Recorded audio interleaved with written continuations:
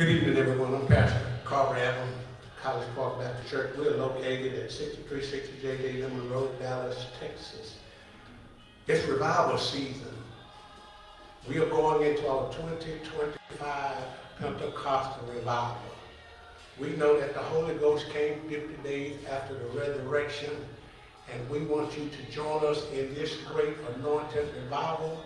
Our theme is empowered to dismantle darkness. We are going to continue this revival through virtual, May the 26th through June the 6th. We got these anointed men and women, associate ministers here at the College Park Baptist Church. They're going to be going forth in the Word of God. So we ask that you join us virtually. Get your breakthrough. Get your healing. Get your deliverance. Most of all, get your relationship with God right. See you in the Pentecost revival at the College Park Baptist Church. Our scripture reading for tonight, Ephesians 6:12-18. For we wrestle not against flesh and blood, but against principalities, against power, against the rulers of the darkness of this world, against spiritual wickedness in high places. Wherefore we take you the whole armor of God, that ye may be able to withstand in the evil day, and having done all to stand. Stand therefore, having your loins girt about with truth, and having all the breastplate of righteousness, and your feet shod with the preparation of the gospel of peace. Above all, taking the shield of faith, wherewith ye shall be able to quench all the fiery darts of the wicked, and take the helmet of salvation and the sword of Spirit, which is the word of God. Praying always with all prayer and supplication in the Spirit, and watching thereunto you with all perseverance and supplication for our sakes. May God add a blessing to the reading, hearers, and doers of his holy word. Spire for prayer. Heavenly Father, we come before you with hearts longing for renewal, for a fresh awakening of your presence among us. You are the source of life, the fountain of grace, and the light that guides us. Lord, we humbly ask you that you stir within us deep hunger for righteousness, a burning passion for your truth, and a steadfast commitment to your will. Let your Spirit move among your people, lighting hearts with holy fire, cleansing us with distraction, and drawing us closer to you. Father, receive our faith, renew our love, restore our joy in serving you. Make your power be seen in our lives, in our communities, in our nations. Let the winds revival sweep across the land, bringing salvation, healing, transformation to all who seek you. We surrender ourselves to you, trusting in your divine plan. May this time of renewal be marked by deep repentance, unwavering faith, and fresh outpouring of your Spirit. In Jesus' name we pray. Amen.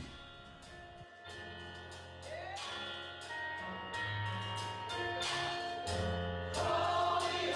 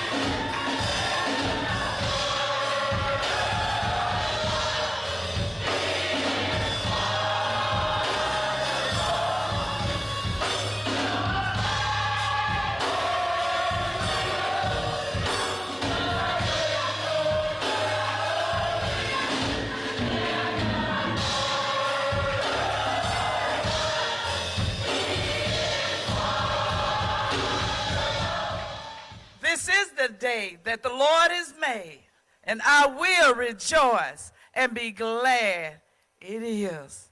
I give all honor and praises to the Most High God and to our Lord and Savior Jesus Christ, and to the sweet communion of the Holy Spirit, to the angel of this church, C.A. Carver, senior pastor, to his wife, to all my brothers and sisters in Christ Jesus, and to all of those that are listening under the sound of my voice. I give all praises and honor unto you.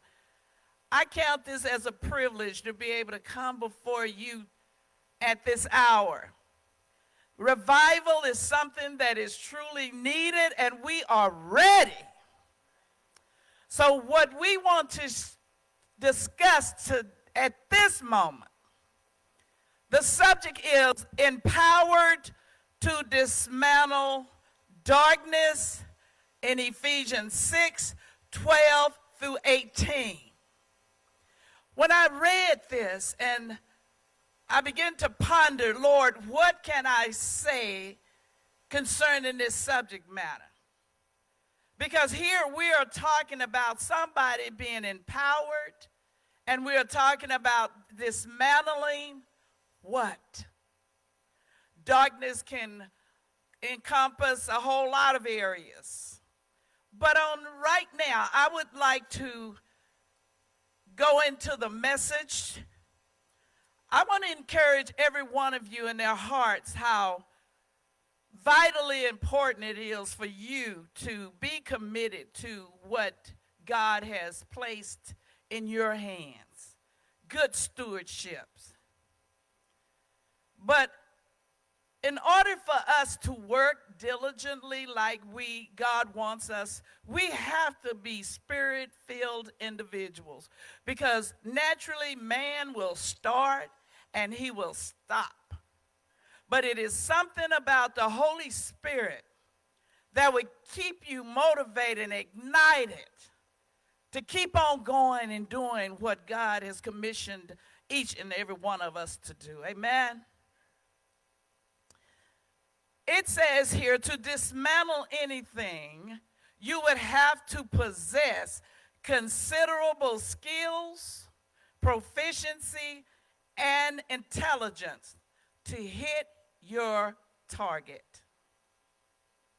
You have to be capable, having the fitness to achieve a specific outcome.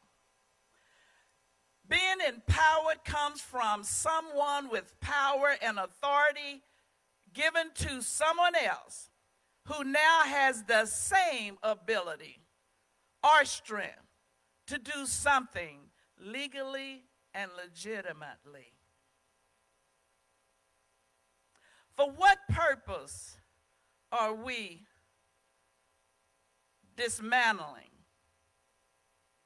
What is dismantle? It is to disconnect the pieces or to destroy the integrity or functioning of the subject at hand, which is darkness in this case. In the Bible, darkness often symbolizes a lack of physical and metaphorical. Now, I wanted to show you the two lights that we're going to deal with here. The first light, when it talks about darkness, we're talking about the physical darkness, is the absence of natural light. And you know how you feel when you're in darkness too long? You begin to feel uncomfortable. This is not a place where we were meant to be, in darkness, of light. So when we are in darkness, we do not want to tarry there. The next one is the metaphorical darkness, which is sin and evil. Darkness is frequently used to represent sin, showing the deeds of evil, as we see in John 3:19. 20 states that people love darkness rather than light because their deeds are evil. You don't expect someone that has not been regenerated to see the way you see things now that you're a new born-again believer. It's like you're wasting your time. Scriptures tell us, do not cast your pearls before swines unless they'll put it under their feet and trample on it. But with us knowing this, that's the reason Scripture often reminds us in the book of Proverbs, where it tells us that wisdom is the principal thing. But with all thy getting, get an understanding. So we are to follow the plan in which God has established in order to bring us all back home to him eventually. Now, darkness in the Bible is a multifaceted saying. It has many side views, but it's a symbol that can represent both literal and figurative states. It often serves as a contrast to the light, which symbolizes God's presence, truth, and grace, and it can be used to depict sin as evil and the consequences of living outside of God's will. It is very important what posture you take when you are in an environment where the enemy is getting ready to test just how strong you really are. Now, I want to go to show something here. Before we go to Ephesians 6, Paul talks about the weaponry that we need to fasten to us. In Acts 1, Jesus, before his ascension, he told his disciples while they were in Jerusalem, he said, you must stay here until the power comes. The Holy Spirit, it will be given. They received those instructions because you know what? If they had gotten out there on their own, because Jesus is now leaving, they would have been operating in their own flesh. We're no match for Satan. He is a master tactician. And when we think, sometimes we use cliches and, sayings about beating the devil and all of that. But you know what? If it had not been for God's mercy, Lord knows what Satan would have done to us by now, knowing we are trying to get out there and spread the gospel. But he tells them to stay in place until you receive power.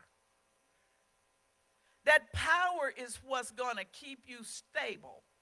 It's going to calm your fears. When you go into environments and it look like it's detrimental to you, but then you look beyond that because you will begin to look through the lenses of God and you see it from his viewpoint. Now here I want to get started with, it tells us in Ephesians 6, we are getting ready to discuss what Paul warns us, what the Christian is going to be up against continually until God calls us home. Now, the Bible says in Ephesians 12, it's at 6th chapter, 12th verse. He says, for we wrestle not against flesh and blood, but against principalities, against powers, against the rulers of darkness of this world, against spiritual wickedness in high places. He is letting you know this is not a position for a carnal Christian. This person has to have her, you have to know who your enemy is and what your enemy is about. And since you are fighting against a foe that is fighting against the Almighty, he's letting you know you are not fighting against flesh and blood here. We're talking about something far greater. So he said you will be against principalities. Principalities meaning evil spirit, Satan and his demons in an physical. Right here what we see. Then you got the other sphere where Satan operates, and then you got the next sphere where God operates. Well, right here in the middle is where Satan is the prince of the air, according to what the scripture said. So he is the one that can control the environment of what's going on this earth. It says, and he can cover various areas like cities and countries and etc. because he is the God of this world. Yes, God is in control, and God is all powerful. But Satan, once man gave up the right, when Adam gave up our right, we had to have a Savior to come back here to be able to reinstate man's position back with God. He had to reconcile us back to God. So if God is doing all of this, can't you imagine how much power is behind all of this?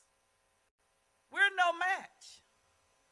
He says, okay, you're fighting against principalities, powers.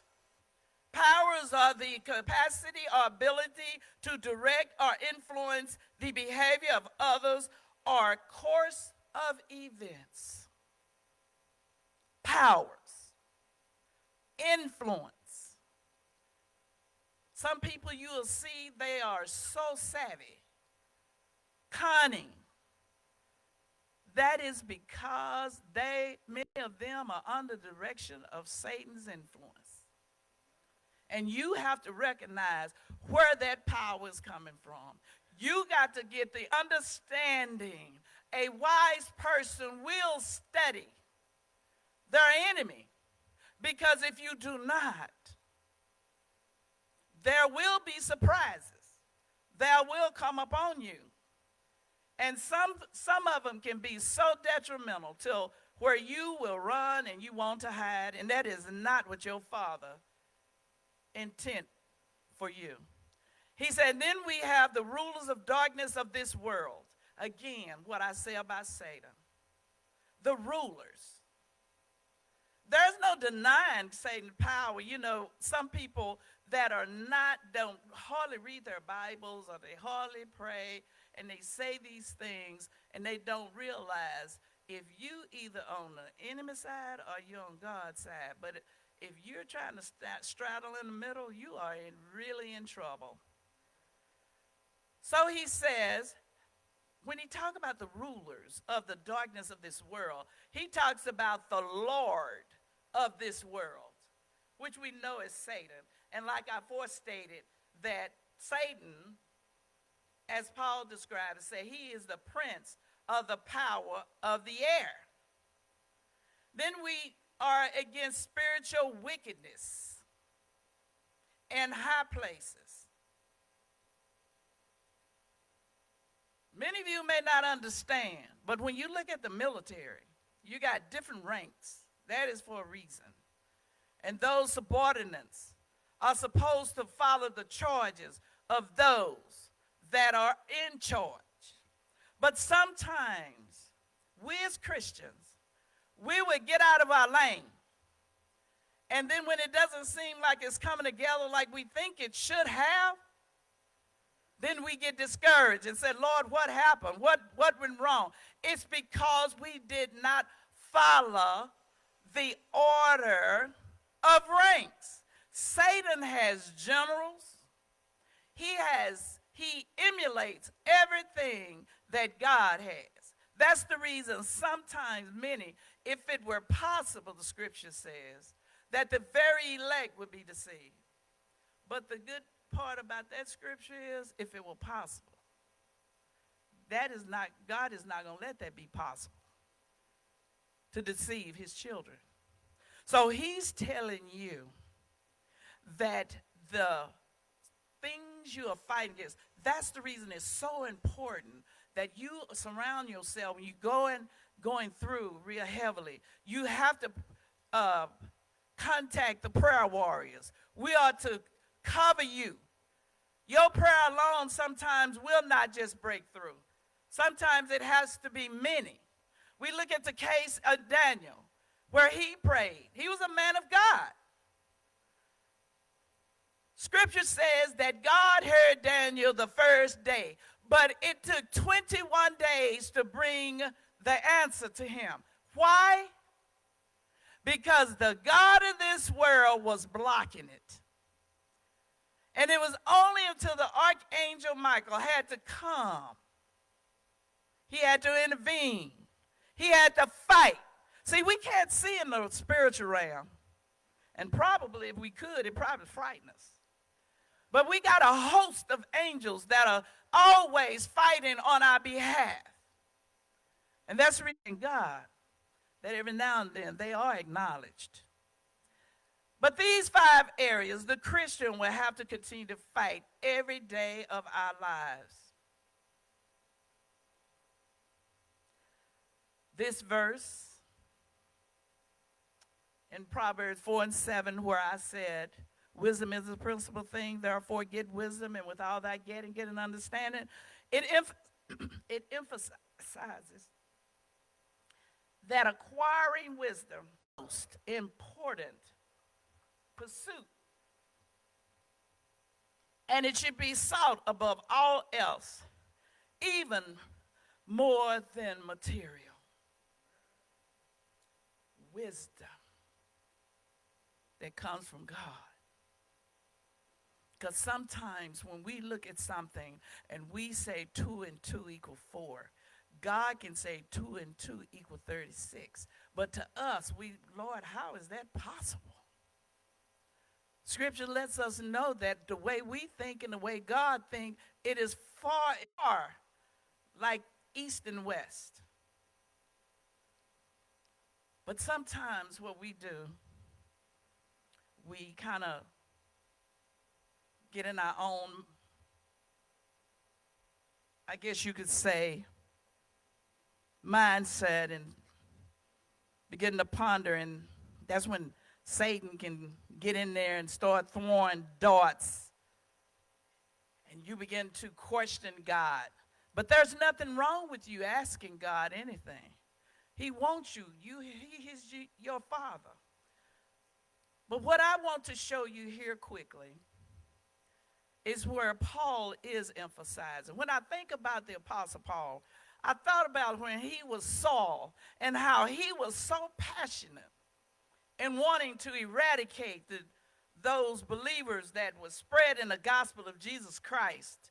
He had a real zeal because all his life he studied the Torah. He just was devout. And he felt like what was now being stated was a heresy and that it need to stop.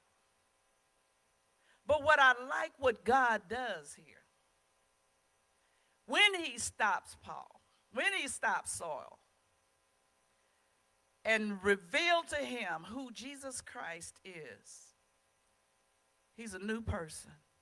His name is now changed from Saul to Paul. Now, his eyes had to be open. And this is what I mean by prayer warriors.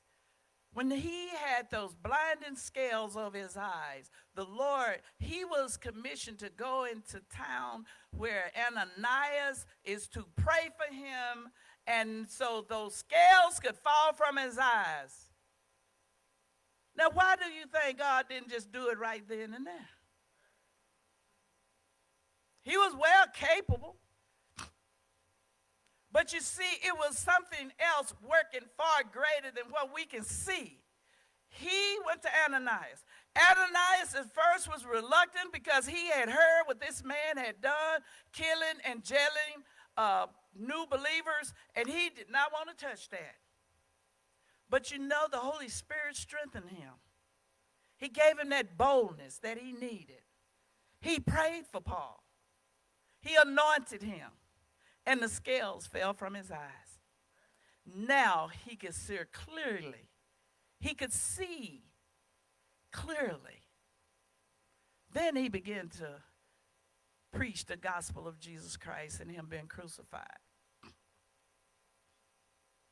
But starting in verse 13,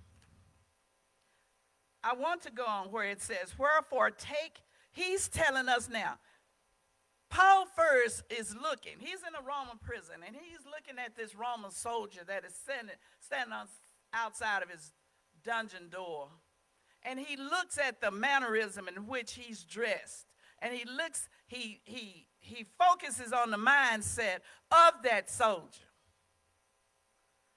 So he began to pen. And he informs us it is time to prepare ourselves with the armor of God. And the reason is so that we be able to withstand in the evil days and have done all to stand. Preparation time. When you go into the military, you have to go through boot camp. Why? Because you may be a little bit overweight. You got to now change your mindset from being a civilian. Now you're a soldier. That takes time. But they were in an environment where that could be broken. They weren't out here in the civilian world trying to train as soldiers. They were in the environment where the soldiers were, where you and I need to be continually. So he says here, after he says, so we be able to withstand in the evil days, to do all, to stand. Then he goes to verse 14. He said, let us know we are to be suited and booted, having our loins girt about with truth. And this is a biblical context that is referring to a state of preparedness. Get my notes right here. And readiness. Being steadfast in one's faith and life, supported by firm understanding and adherence to truth, like a belt securing and supporting a soldier's armor. This represents the core of one's being from which all other spiritual armor is anchored. He said, having the breastplate of righteousness. This type of weaponry protects vital organs secured by a belt as well. So no matter which type of breastplate Paul is referring to in the armor of God's passage, he recognized the important need to have our spiritual vitals covered in righteousness. Verse 15, he says, your feet shod, meaning covered and ready, with the preparation of the gospel of peace.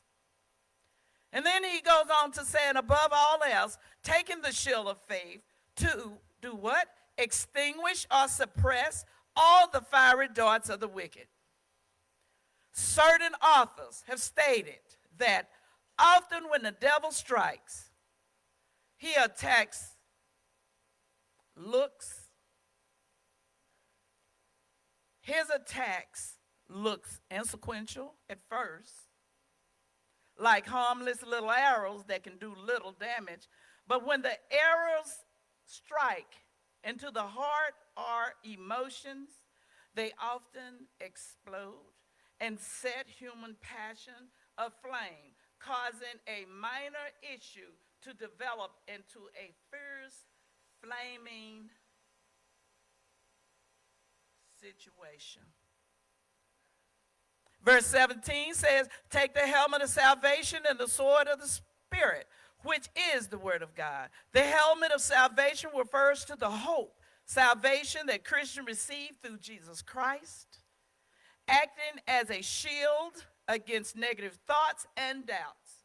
It symbolizes the protection and assurance of knowing one's peace in God's army and being secured from eternal separation from God.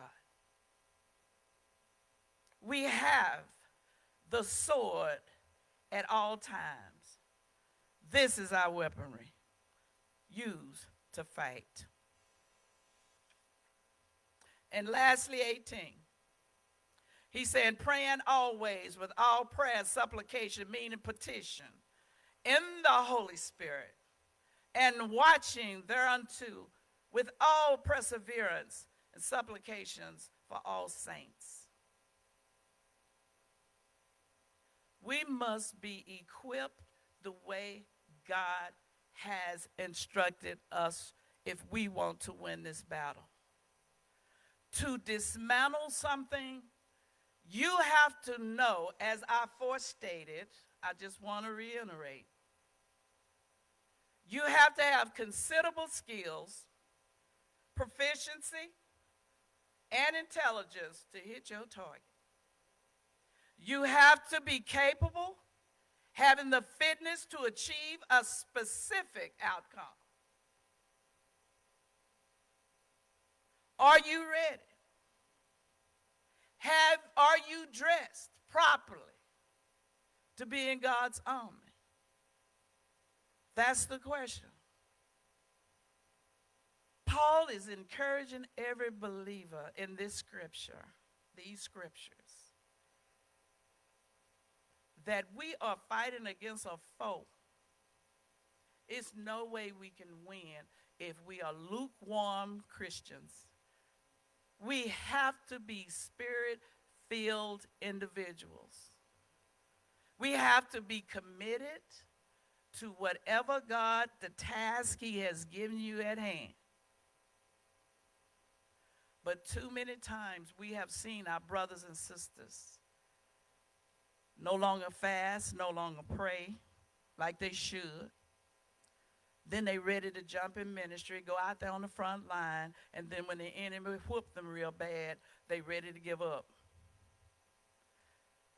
I want to encourage everyone that's under the sound of my voice that you will learn from what the word says. When Jesus told his disciples before his ascension, he says, stay here in Jerusalem until you receive power that is going to be sent to you from heaven. Many times we will not do as he has instructed. And those of you, don't be afraid to come to the altar. When you feel there's a need in your life and you feel like you're not breaking through, that's what the prayer warriors are for. As I forestated, that's why Jesus sent Paul the moment he changed him to go see Ananias so he could pray for him. As I said, think about it. Why didn't God just go ahead and heal him then? So that lets you know that prayer as a team is stronger because Scripture says one can chase 1,000, two can put 10,000 to flight. But if we don't come together as a unit, the battle in which we're trying to fight, trying to win, it will be somewhat handicapped. But after today, I pray to God that I have said something that will encourage your heart. You reevaluate the way you're walking, your Bible study time, talking with your brothers and sisters. I thank God for my brothers and sisters that I'm confident in, that when I have a situation that is in my life, I'm not too proud to go and tell them, come on, talk to me. Because if you don't, Satan gonna start talking. And I need your help, not your criticism. So as I close, if there's anyone out there who do not know the Lord, and the pardon of your sin. I know you're out there in social media, and some may be in the audience that's sitting in their seats. Let us just close our eyes at this moment and pray. Gracious God, our Father, we do thank you, Father, for this opportunity to be able to share your word. Father, we want to be ready for battle. Father, we are ready for this revival. We know there's going to be a great breakthrough.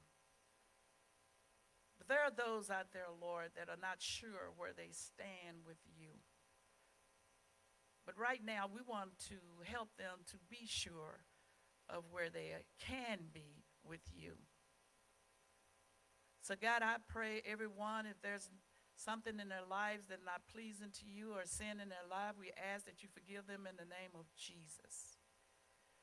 And God, I just pray that they will know that there are those out here, we love them, and we are there for them, if only they come to us. But Father, help us to be prepared. Let us not be weighed down, bogged down with so many things where we cannot get a prayer or could not get a breakthrough, oh God. But thank you, Father, for this moment. I thank you. I believe they have received you in the name of Jesus, and I know you will fill them with your Holy Spirit in order to give them strength and power, that they will find, those in social media, God, will find a church home so they can come and fellowship like your word says. Thank you, Father. In Jesus' name we pray, and God bless each and every one of you. Amen.